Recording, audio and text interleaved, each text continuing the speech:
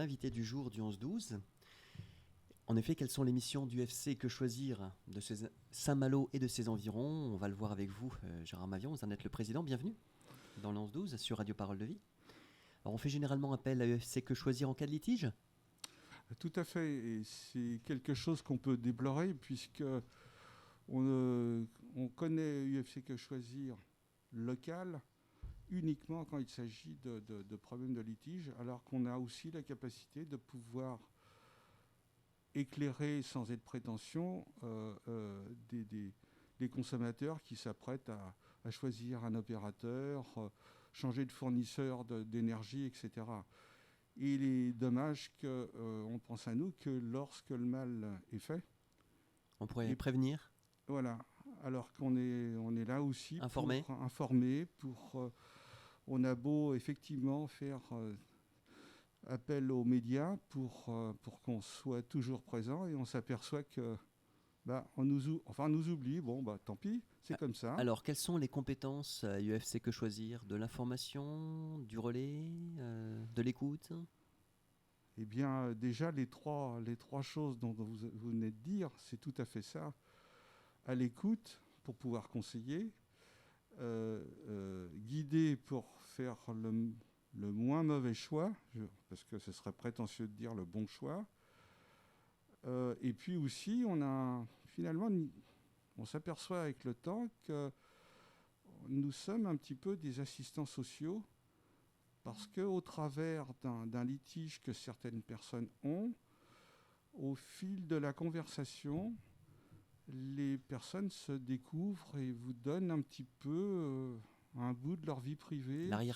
L'arrière-plan, ce qui évidemment nécessite de notre part une discrétion absolue, d'où l'application la confidentialité, quelque part. La confidentialité absolue. D'ailleurs, nos bénévoles sont astreints à ce qu'ils ne diffusent aucune information, évidemment, d'ordre personnel. Ça fait partie de la charte du FC Que Choisir. Ça fait partie de la charte. Ça fait partie de la charte RGPD européenne, évidemment. Oui, sur le règlement sur les protections des données. Sur la protection des données, mais qu'on avait déjà appliqué depuis sa naissance. Vous aviez anticipé. On a anticipé parce qu'il n'y avait aucun fichier qui était transmis à qui que ce soit. La centralisation des fichiers est en fait par un serveur au niveau fédéral, évidemment, on l'espère tous, très bien gardé, bien qu'il y ait des attaques. Donc, voilà, on pense pas souvent à nous. On essaye, on fait des apparitions dans les journaux locaux. Alors, je ne vais pas tous les citer parce que on les connaît. Nos partenaires de la presse écrite qu'on salue, s'ils nous écoutent. Donc, et puis, la meilleure publicité qu'on peut avoir, c'est le bouche à oreille. Alors, dans le paquet, évidemment, de temps en temps, il y a des personnes qui manifestent leur mécontentement, mais ils n'ont pas la franchise et de dire toute la vérité lorsqu'ils disent qu'ils ne sont pas contents, puisqu'on n'est pas une société déjà de service, on n'est pas une société déjà pour commencer. Vous êtes une association. Nous sommes une association qui n'a aucune obligation de résultat, bien qu'évidemment, ce qui nous anime, c'est d'arriver à trouver la bonne conciliation, la bonne médiation pour que les deux parties ne soient pas lésées. Mais alors ça fait toujours un petit peu mal au cœur de voir que des personnes disent je ne suis pas content pour telle et telle raison, mais ils ne disent pas toute la vérité. Et la vérité, en fait, si vérité elle existe, de toute façon la vérité est tout à fait relative, puisque la vérité peut être la vérité de chacun. Donc voilà. Mais ce qui nous anime, c'est toujours d'aider, tout simplement. Vous avez combien de personnes qui poussent la porte du FC Que Choisir à Saint-Malo, Gérard Mavion, par an? Il y a eu des statistiques là-dessus? Oui, en gros, parce que c'est pas absolu, on a 700 personnes sur les 5 permanences qui viennent par an. Donc on va rappeler les permanences, c'est Saint-Malo, mais pas que. Oui, tout à fait. Alors nous avons la permanence de Combourg. Nous avons la permanence de Dol de Bretagne, nous avons la permanence de Cancale, nous avons la permanence de Dinard, qui auparavant était je dirais, accueillis dans les locaux de la mairie de Pleurtuis pour des raisons d'espace. On a souhaité aller sur le COSEC de Dinard, puisque les locaux s'y prêtent beaucoup plus. Qui plus est, sans avoir anticipé le fait que nous allions avoir des problèmes de distanciation sanitaire. Bien, donc, et puis, évidemment, je ne veux pas dire la maison mère, parce que ce serait prétentieux, mais le cœur avec tout service administratif, puisqu'on a une petite administration, donc à Saint-Malo. Alors parlez-nous des personnes bénévoles. Combien êtes-vous à l'UFC Que Choisir de Saint-Malo et de ses environs, Gérard Mavian? Nous sommes, ça oscille entre 23 et 25. Je crois me rappeler. Il y a un turnover, c'est par il y a un planning. turnover, Ouais. oui. Enfin bon, ce sont les circonstances qui font que les personnes arrêtent. Là où ça a été très flagrant, et je crois que nous ne sommes pas les seules associations à avoir subi ça de plein fouet, c'est la Covid qui nous a arrêté, qui a filé un coup d'arrêt. Et c'est-à-dire que les bénévoles étaient habitués à avoir un certain rythme, en se disant tel jour je dois aller à tel endroit, etc. etc. Du jour au lendemain, ce schéma bien établi s'est arrêté. Les personnes ont cherché à remplir justement les trous dans leur emploi du temps. Ce faisant, lorsqu'il s'est agi de reprendre à nouveau la route de l'association, pour certains, ça a été difficile, voire aussi dire finalement, non, je ne peux plus continuer parce que... La peur la peur, le fait que le bénévole... Ouais, la tension, parce que quand on reçoit des personnes qui posent leurs problèmes, il s'agit de problèmes qu'il va falloir instruire, puisque c'est bien une instruction de dossier. Il ne s'agit pas de dire bien, on vous a écouté, bon, tout va bien, et puis au revoir, et puis la personne rentre chez elle, et le bénévole aussi. Non, là, ça nécessite un travail de recherche pour bâtir un dossier qui tienne la route. Donc, il est vrai que tout le monde n'est pas prêt à faire du bénévolat dans ce sens-là. Par ailleurs, moi, j'ai fait ou j'espère encore continuer à faire du bénévolat par ailleurs. Lorsque vous faites une prestation, une fois que votre prestation est terminée, vous rentrez chez vous et puis vous en gardez un bon souvenir, très souvent, puisqu'on rencontre des collègues toujours bénévoles. Or là, il ne s'agit pas de ça. Vous prenez un dossier, si vous avez le temps matériel de le faire à la permanence, vous le faites. Sinon, ce qui arrive très souvent, vous repartez avec les documents chez vous et vous faites l'instruction du dossier. Donc ça nécessite, ce qui fait aussi l'intérêt c'est un petit boulot sympa. Bon, il n'y a pas de contrainte, on n'a pas de pointage de dire tu as travaillé telle heure à telle heure. Chacun, on faisait du télétravail avant l'heure de toute façon. Voilà, c'est ce que je voulais dire. Et il faut que ça reste toujours un plaisir. Or, certaines personnes n'ont pas cette capacité, mais cet élan de dire finalement, oui, tiens, ce dossier-là, je vais l'emmener, puis je vais regarder. Et puis au retour de la permanence qui suit, ce qui ne nous empêche pas les contacts entre nous, évidemment, dans la semaine, de confronter un petit peu le schéma qu'on a pu établir, ce qui permet de confronter déjà dans une première approche l'idée de comment on va traiter le dossier.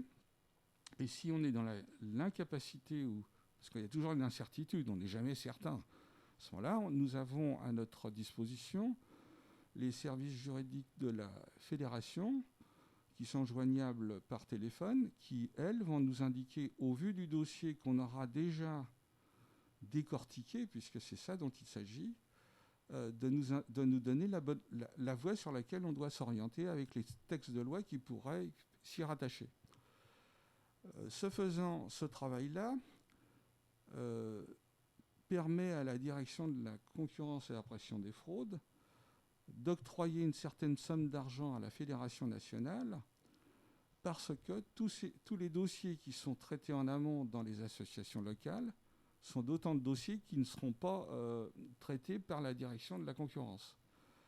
Pour nous gratifier, alors je ne sais pas si le montant de gratification correspond vraiment à l'engagement des bénévoles, bien, la fédération répartit ensuite cette somme d'argent qui nous est attribuée au prorata du nombre de personnes que nous avons reçues. Donc, c'est finalement une mesure d'activité.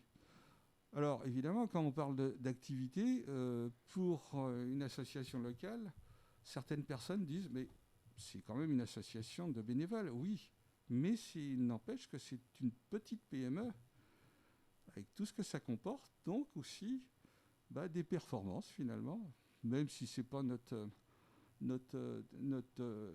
objectif. Mais voilà, donc, vous voyez, quelque part, on est forcément... dire, bon, vous êtes bougé, donc vous en aurez un peu plus que le voisin. Voilà, donc c'est une petite PME, bon, sauf que la PME, ce ne sont que des bénévoles. Mais oui. Alors, Gérard Mavian, je crois savoir que vous avez tenu votre assemblée générale tout dernièrement. C'était vendredi ? Oui, alors, la particularité, ça a été pour nous une grande première, pour beaucoup d'associations, je pense que ça va être le cas, c'est que nous l'avons faite par correspondance. Ce qui a nécessité... En visio, comme on dit. Non, même pas en visio, non, carrément en correspondance. Parce que la visio, alors effectivement, c'est ce qui aurait pu se faire, sauf que sur les 481 personnes adhérentes, la moitié d'entre elles, en gros, n'ont pas Internet ou ne sont pas équipées. Ce qui faisait que la difficulté résidait dans le fait de dire je vais en traiter une partie en visio et l'autre partie par courrier, par correspondance. Pour éviter toute complication, eh bien, on a choisi l'option qui nous paraissait la plus évidente, à savoir tout le monde au même régime, c'est-à-dire vote par correspondance avec retour d'enveloppe T. Donc, pour inciter les personnes à vous envoyer la réponse quand même, parce qu'on sait que pas par négligence, en disant je verrai ça plus tard, bon, que les réponses sont pas... Alors sur 481, on a eu quand même, on va dire, 180 enveloppes en retour, ce qui est pas mal. Bon, sachant que quand on fait ça en présentiel, l'Assemblée générale, on a 30 personnes qui se déplacent, mais on comprend très bien, puisqu'il faut se déplacer. C'est pas forcément accessible pour tout le monde. Enfin bon, c'est toujours très compliqué. Néanmoins, on espère que ce serait la première et la dernière, parce que ça nous prive du contact qui est primordial dans la vie de tous les jours, de toute façon. Parce qu'à vouloir tout dématérialiser, on perd cette notion de connaître l'autre.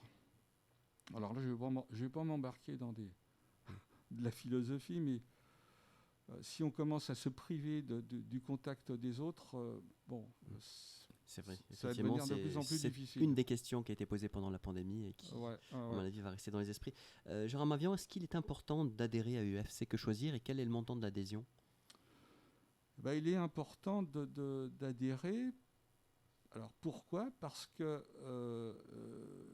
la fédération qui lance des opérations nationales pèse beaucoup plus lourd dans la balance lorsqu'elle peut afficher 180 000 adhérents. Parce que je crois que c'est en gros, ça doit être ça. Enfin, si je me trompe, que certains ne m'en veulent pas, je crois que c'est à peu près de cet ordre d'idée. Évidemment, lorsque UFC Que Choisir présente des textes de loi, enfin des textes aux députés, les députés doivent savoir que derrière UFC Que Choisir, il y a quand même 180 000 personnes qui sont adhérentes, plus évidemment tous les sympathisants, mais ça pèse dans la balance. Et là, le montant d'adhésion sur Saint-Malo ? Alors, le montant de l'adhésion est inchangé depuis maintenant, ça va faire 6 ans. Il est arrivé à 32 € pour l'année, quel que soit le nombre de litiges que la personne aurait à traiter. Bien évidemment, on ne souhaite pas qu'il y en ait plusieurs, parce que ça voudra dire qu'il y aurait une certaine forme de malédiction qui serait tombée sur la tête.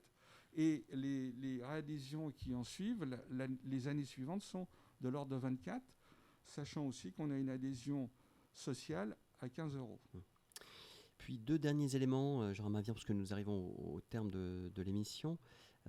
Vous avez un site web, donc pour les auditrices et les auditeurs qui souhaitent en savoir davantage sur votre activité, vous contacter. On a un site web. Qu'on trouve facilement d'ailleurs sur le moteur de recherche. Oui, qu'on trouve. Je ne pense pas qu'on soit utile de le... Non. Mais sinon, je précise enfin que on a un site web et on a aussi, on a un site aussi Facebook. Oui, une page Facebook alors. Vous êtes présent sur les réseaux sociaux, c'est important de le souligner. Et vous serez chroniqueur régulier dans le 11-12, donc ce programme, très bientôt, dont vous allez développer différents sujets. Aujourd'hui, c'était pour représenter UFC Que Choisir de Saint-Malo et ses environs. Mais on vous retrouvera très régulièrement sur les ondes de Radio Parole de Vie. Merci Gérard Mavian d'avoir répondu à notre invitation. Et donc à très vite, ici même. Merci pour votre accueil. Merci à très bientôt. Au revoir.